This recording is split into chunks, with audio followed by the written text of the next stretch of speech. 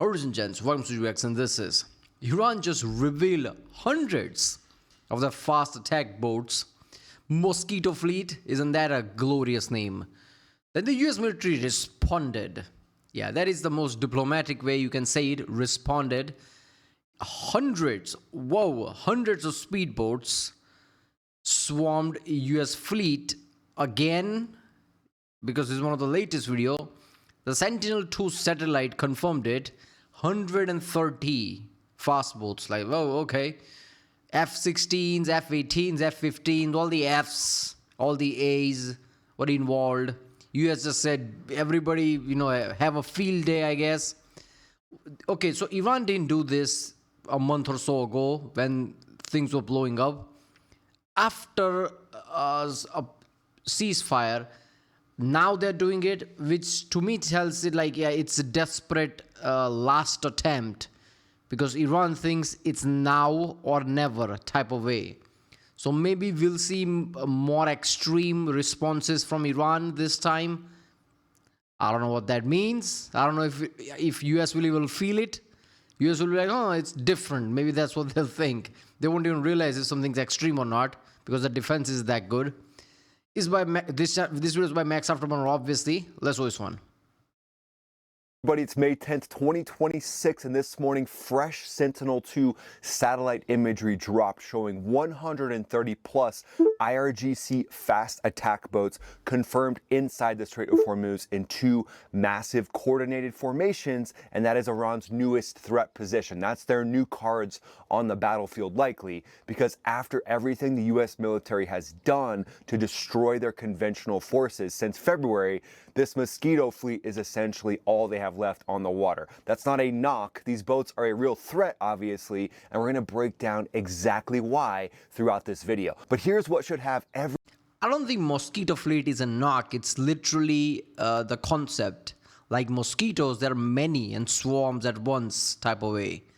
Every IRGC fast attack boat operator in those formations reaching for their prayer beads this morning. CENTCOM simultaneously released fresh imagery confirming F-16 Vipers are actively flying sorties in and around the Strait of Hormuz in support of U.S. operations. FA-18 Super Hornets are on combat air patrols off of the different carrier decks, and AH-64 Apache attack helicopters are operating in the area. Those are the same Apaches that CENTCOM commander Admiral Brad Cooper personally flew in over the strait on May 3rd before Project Freedom launched, and multiple of those fast attack boats were sent to the bottom of the ocean, showing Iran's regime that, yeah, you haven't exactly begun yet, but your ships are at the bottom of the sea. So that fresh CENTCOM imagery, it's not a coincidence when that gets released. That is an answer to Iran's propaganda, and it sends a message directly back to the mullahs. And then simultaneously, President Trump released this image of him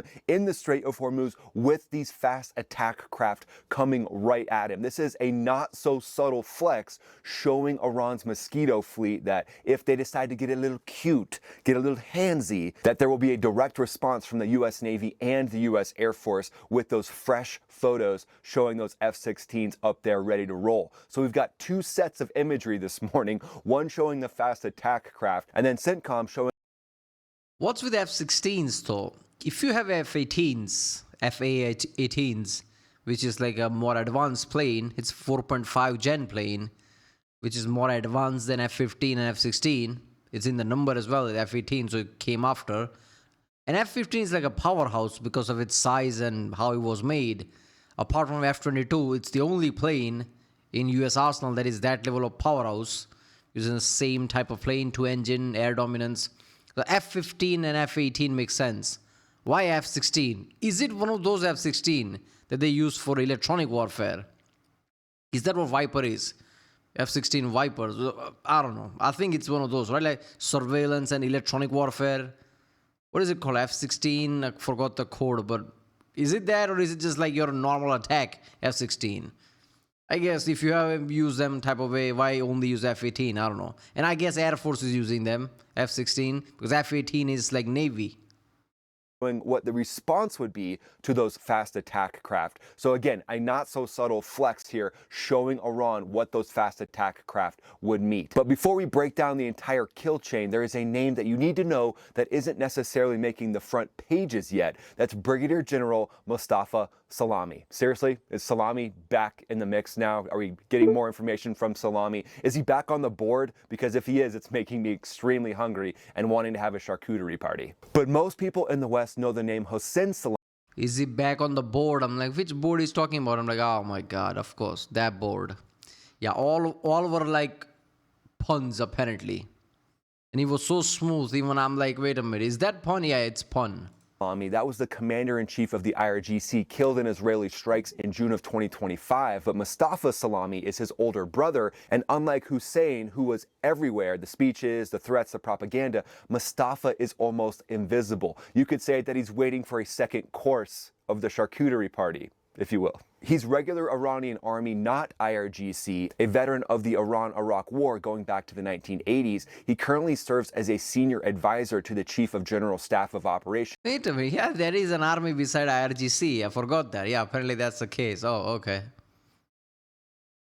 With a key advisory role inside the central headquarters. That's the body that coordinates and bridges Iran's regular armed forces with IRGC's joint military operations. He keeps an extremely low profile, likes to be sliced extremely thin and put on delicious crackers. Wait, but seriously, he makes rare media appearances, no high visibility propaganda role. That's the profile of someone doing some actual operational planning behind the scenes. So is he actually bridging the gap? Is Salami someone who can be brought over to the correct side? But he's someone who's inside Iran's military apparatus, and someone up there released those 130 boat formations, and they wanted them to be public this morning. This isn't an accident. This is a deliberate, timed message. Iran's visual statement of what they're claiming will be their response if the U.S. military...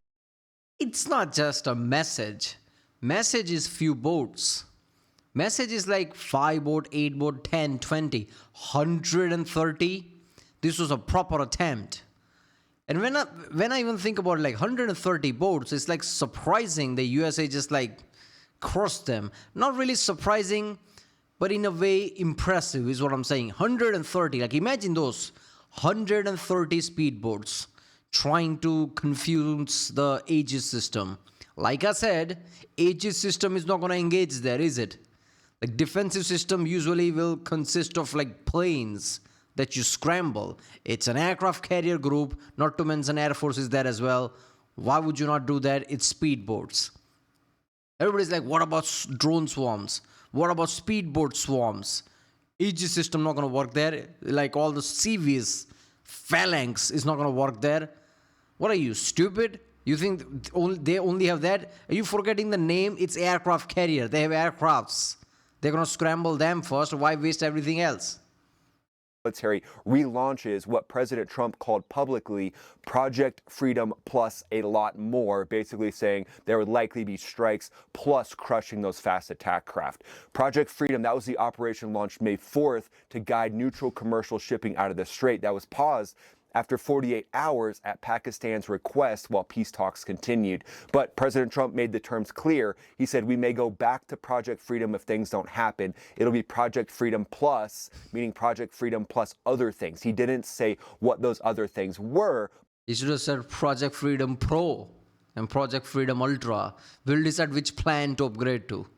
But we'll talk about what those would likely be. And then later in this video, around the 6-minute mark, we're going to do a roundup. That'll be a roundup of all the breaking news stories from around the globe. So all this rhetoric and all this posturing in the next few hours or days, we could literally see this entire conflict reshaped. So let's lay out the operational picture. Right now, it's focused and dialed in extremely tightly on the Strait of Hormuz. It's Iran's last domino, and this is them trying to show that they will control the Strait Strait of Hormuz without an actual navy. We know 160 or so of their navy vessels have been absolutely decimated, absolutely crushed. So now they're going to fall back on their mosquito fleet while they're simultaneously making sure they have control over their own population. And that's one of the biggest things right now, because we've seen some of the crumbling and fractures from within the upper leadership, not really knowing who's in charge in Iran. Are the IRGC hardliners taking control? Well, at this point, one of the things that they're likely massively thinking of is keeping their people under control so that there aren't uprisings that they aren't in control of. They're going to try to do counter protests showing pro-regime factions. And then check this out. This is an article that I think you should know about. I'm also going to say, when it comes to protest, after deleting tens of thousands of people, and in the modern world, warfare is very weird, where civilians can't do much. I don't see any protest emerging anytime soon. Because if people are literally banking on like, yeah, America's doing all these things, but if Iranian people don't come out to the streets, nothing's going to change. Well, then nothing's going to change. Because people are not going to come to the streets. This is not like it was decades ago. It's a different time, right? Like weaponry is very different. Like it would be insane for people to come out right now. The deletion list would be in thousands. Already tens of thousands of people got deleted, and more might get deleted if they are in the street. Many ways, and people can just spin things and spin the narrative,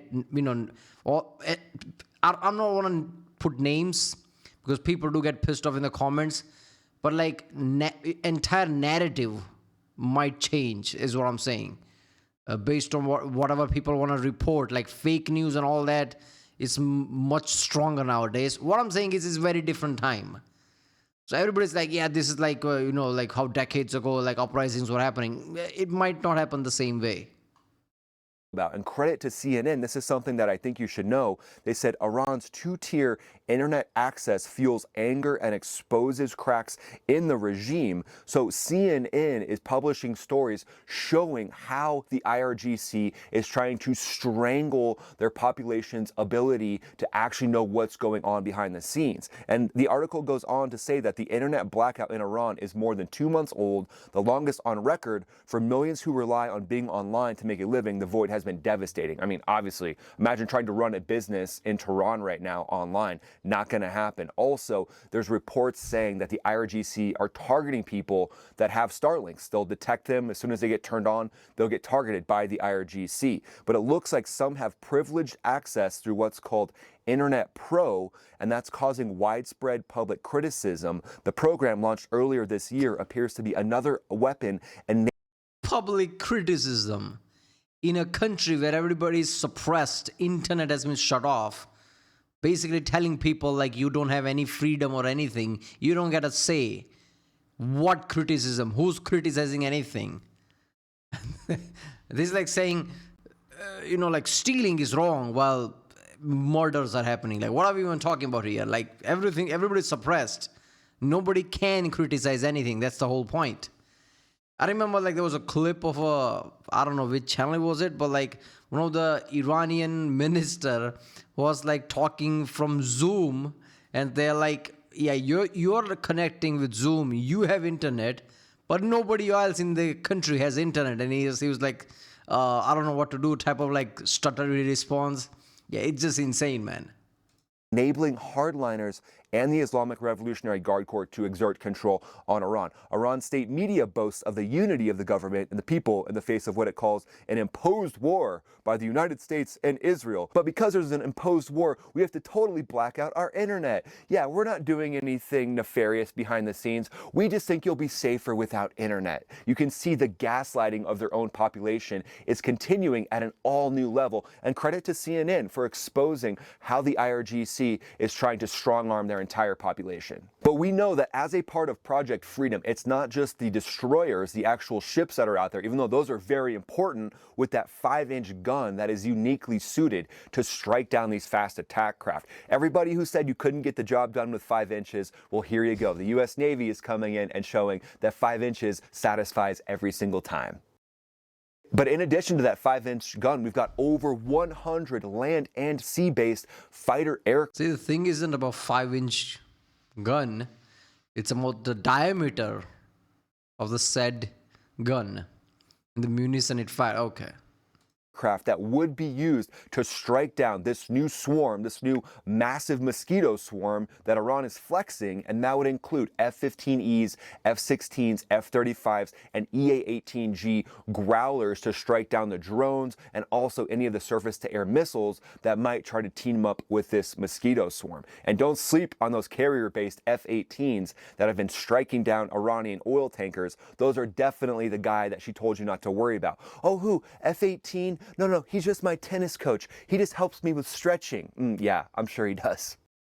But those are multi-domain platforms, and they work together, and they all talk to each other with Link 16, so they could be sharing the information from the F-35 radar. They could be sharing information from RQ-4 Global Hawks, and those might be the main star of this show to detect all these different fast boats. And the way that the tactics work as a fighter pilot is when you see a massive swarm of fast attack boats like this, you just divide up the ocean into different sectors, and then you own that sector. So if one of your boats goes into a different sector, well, that one's going to be targeted by another F-15E, and you're going to let that one go, and then you're going to focus on whatever is inside of your sector itself. Remember, somebody probably went to Pentagon and told them how internet and how data centers work and how computers work.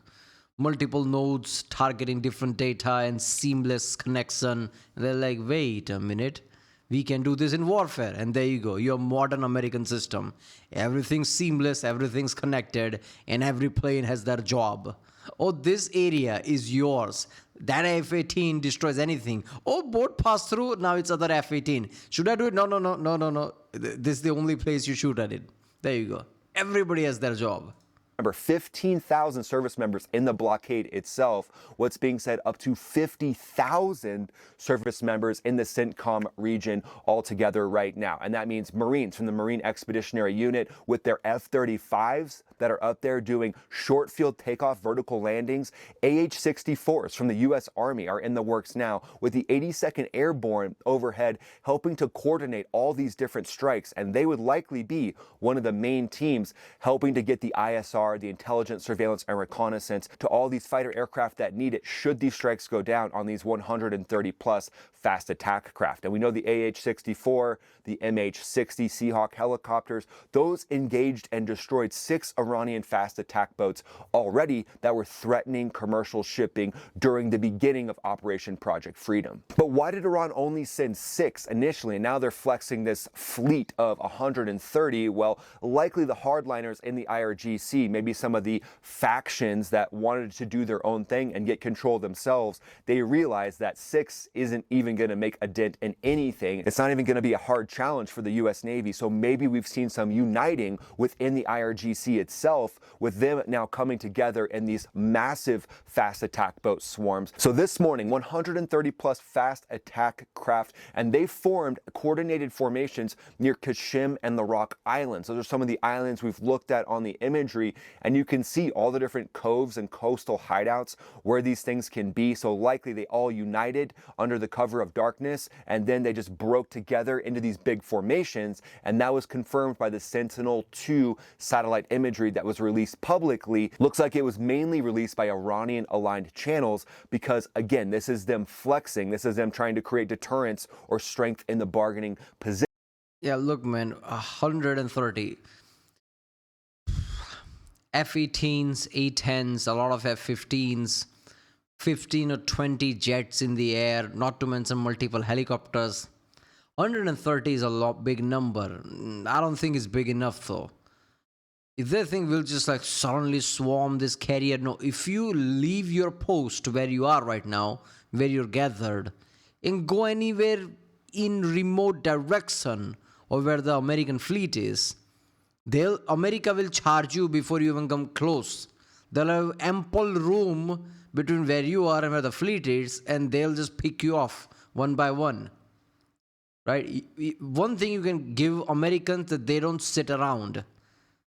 If they make mistakes, they make mistake, but they remove the obstacle before it becomes a problem. They're bold, is what I'm trying to say, right? If they see there's a problem, they'll take care of it. They're like, okay, let's be conservative. Let's see what happens. The USA doesn't do that. So I don't see these boats ever coming close to this like carriers and anything. Not to mention, there are CVs on destroyers, on carriers, multiple of them. Not to mention other systems. So there's too many layers. I don't see any of these boats doing anything, man. This is Iran's visual positioning statement, and they claim that this is their answer to the next move in this conflict. The U.S. architecture, though, in theater is ready to strike back. All the different naval strike vessels teamed up with the advanced fighters and the advanced drones are ready to go and play whack-a-mole should this all go down. But two of the main aircraft, and I've said this before, would be the A-10 Warthog, that cannon on that thing, 30-millimeter cannon. One of those through a fiberglass hull, and those boats are completely done, along with the AH-64 Apache. I mean, those two are the go-to team, in my opinion. It's like Batman and Batman going out and striking down those fast attack boats. So Iran publicly released the coordinates of their entire threat position. And one thing I don't get it, like, what is Iran doing? Why are you showing off your position? Is that like Mach says here, is that supposed to be some kind of a threat for the negotiations? What threat? You're saying here are the board formations sitting there. Where is B1? Where is B52? That's what you're saying. They'll just bomb you before you even move. At least they'll get 80% of you. Then how many of you are left? 10, 20? Planes will pick them off. Like, why are you giving out position? What makes you think there isn't a B1 or B52 is on their way to bomb you? Because you're literally stationary there, just stationary there. In a formation, just trying to like flex basically. This is like coming in open field and flexing, knowing there's a sniper there. What you think's gonna happen? Where they're all massing, CENTCOM released imagery of the assets that will answer that, and CENTCOM's like, cool, hey, thanks for that imagery. We'll go ahead and get our fighter jets ready. Sun Tzu said, know your enemy and know yourself. 100 battles, 100 victories. So let's actually know this enemy, because dismissing the IRGC Mosquito fleet is a mistake as well. These boats run 60 to 75 feet in length, diesel powered, capable of 50 to 60 knots, faster than a U.S. destroyer, armed with 107 millimeter rockets, 12.7 millimeter, 23 millimeter autocannons, and some variants have been seen to carry the C-802 anti-ship missile that has a range of about 100 miles with a 160 kilogram warhead. So you've got to strike those things down. They launch and they skim on the sea, and their goal is to hit U.S. ships. It's a genuine ship killer with Chinese origins. That's the same missile that was likely recently launched from coastal-based surface-to-air missile sites that were struck down by the U.S. just over the last few days. But the swarm tactic itself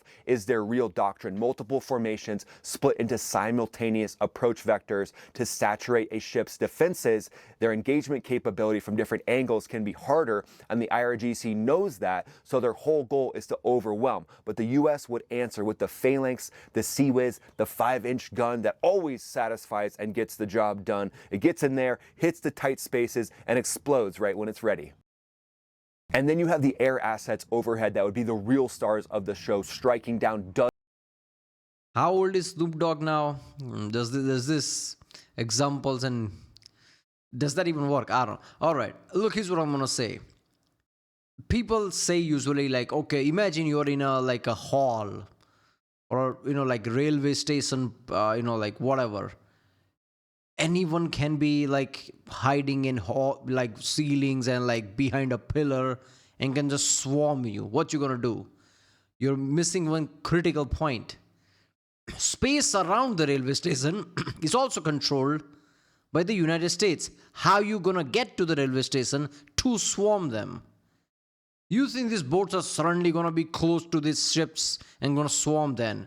You not even get close, man. You'll be blown up much before that.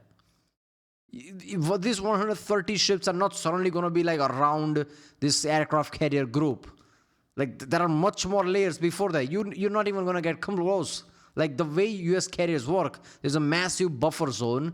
They just radio everyone in, like, stay away, don't come close. Doesn't matter who you are. We don't trust anyone. If you come close, even if you're civilian, you're going to get blown up.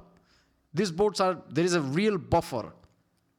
and real distance, which takes time to get there. If these boats are coming, US is like, okay, I guess we have 20 minutes now. Scramble the jets. Enough time to pick off all the boats there is. Like US have that many jets there. Not to mention jets from air forces, from Qatar or any place, can just fly and attack too. Not to mention there are F-22s there as well. They can do their own thing as well. So like, yeah. Dozens for each fighter aircraft wouldn't be a stretch. So the tools here are there and they're in theater and they're ready to go up against this Iran Mosquito fleet. So before we go to the 4D chess section, let's move to the newest section called the roundup, because what's going on around the globe will genuinely surprise you. So the first thing, last night, Frontier Airlines Airbus A321 flight 4345 was rolling down the runway, 17 left at Denver International Airport, 231 souls aboard, bound for Los Angeles. An individual jumped the airport perimeter fence 2 minutes earlier, walked onto an active runway, and was struck and killed by the aircraft, looking like he went directly into the engine. Engine fire, abort, smoke filled the cabin. All 231 passengers and crew evacuated via the emergency slides. The pilots did a great job to abort once they saw. Is TSA a joke now? You do million things before people even get in, and somebody can just run in front of a passenger plane without anything happening. What if that person, let's just say, carried something else? And what if nobody survived? This is insane. What about the security? Somebody can just run in like that? Nothing will stop you? How isn't there like enough space, like jumping the fence and getting to the runway? There is enough space there. How did nobody, like a police or anything, TSA, security with Dodge Rams, because you probably have them, like I've seen them, didn't run after the guy before he can even reach close to the plane? How did the guy get into the engine before anybody could stop him? I don't know, man. This is insane to me. A guy is going through all the security and getting really close to the president. Just like Naruto run in. That happened. Now this happened. What is happening to security, man? This is the most powerful country in the world with insane amount of budget and like defenses. If this is happening to USA, which means there is no security anywhere. Anyone can do anything.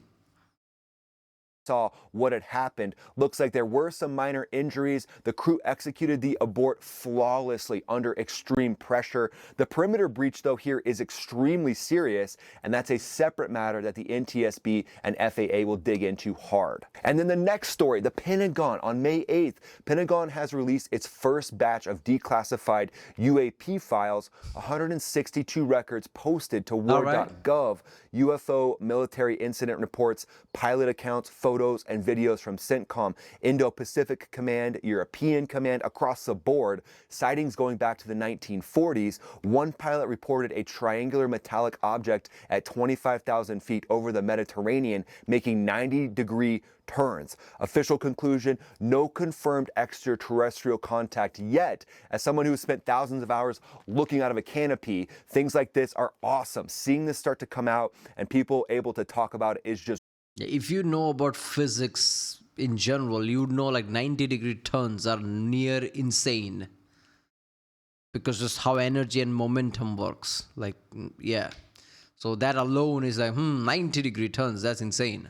Is great, so I'm extremely excited for more of this to release. Lastly, DARPA's stealth hybrid drone. Nobody saw this coming, but DARPA and Northrop Grumman announced on May 6th that their XRQ-73 Shepherd drone flew its first flight in April at Edwards Air Force Base. Hybrid electric propulsion, flying wing design, 1,200. There you go, people. Electric vehicles have made it into military. There is no hope for combustion engine now. All right, I get the point about this. Like, it's really impressive. Electric motors. I read about this, how this technology works. It's not where you want, where it will replace a lot of like airplanes. It's not there, but it looks promising. And this is really good if it works, and obviously it works. DARPA is crazy. So yeah, this like in a direction like where electric, like stealth things like this is going to be insane.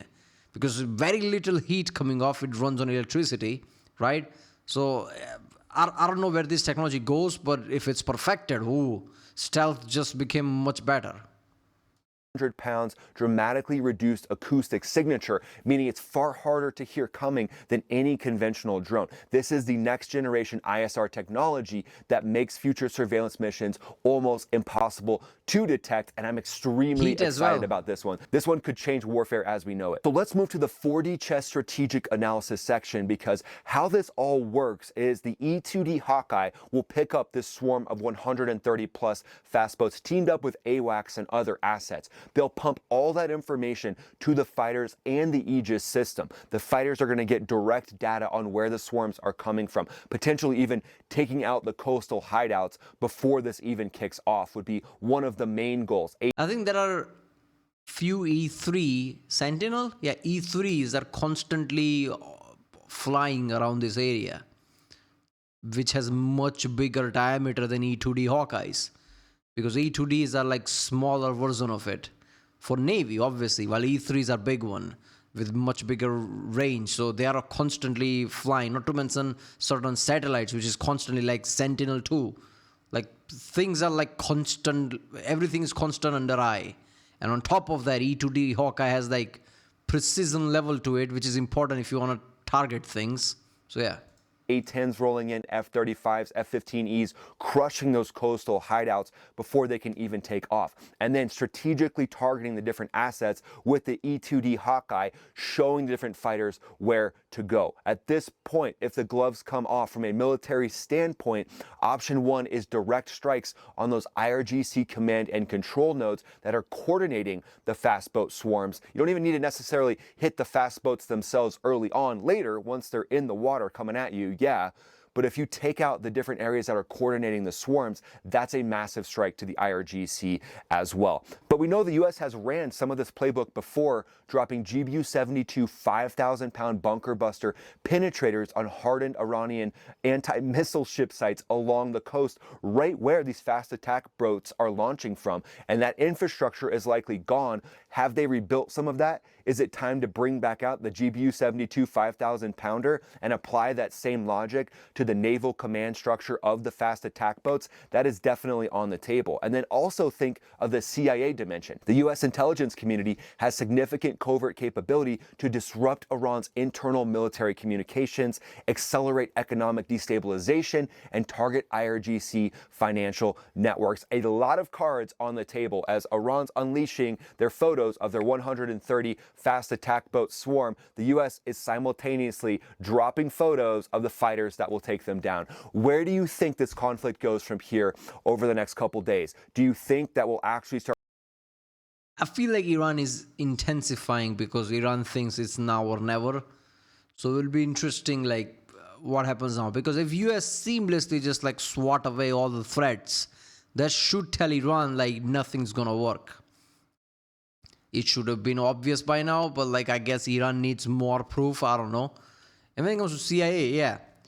When president needs a CIA, it's like, call CIA. I guess somebody behind the curtain just jumps out. Yes, sir, you called me. That's what CIA is, I guess. So yeah, CIA has like way too much things happening that average people never know about. But yeah, that's where the strength comes from. These are like the little things. Not little, but the things that don't see light of the, like, things doesn't come out, is what I'm saying. You just hear the main thing, like main military things. How did that happen? Oh, it's just like, US military is just better. Better how? What made them better? Oh, they have like really high precision data. What does that mean? Is that a good satellite? No, satellite alone can't do anything. It's these things. CIA, networking, and all the details behind it. Like a real spycraft. That really matters in the end. Well, there you go. If you like my content, don't forget to subscribe, and I'll see you next time.